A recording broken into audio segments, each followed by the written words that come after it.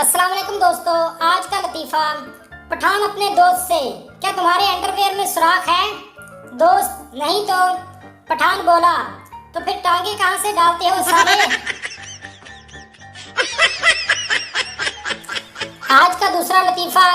एक दफ़ा पठान ने पहली बार पैंट शर्ट ली और पहनकर घर से निकला ही था कि अचानक केले के छिलके के ऊपर पाँव आने की वजह से वो ज़मीन पर गिर गया और साथ ही उसकी पैंट भी फट गई। पठान पैंट को सिलाई करवाने टेलर के पास गया और कहा कि ये पैंट सिलाई कर दो। टेलर ने जल्दी से पैंट को ठीक करके खान साहब को दे दी। जब पठान ने पैंट पहन ली तो टेलर से बिल पूछा तो टेलर ने कहा 250 रुपए।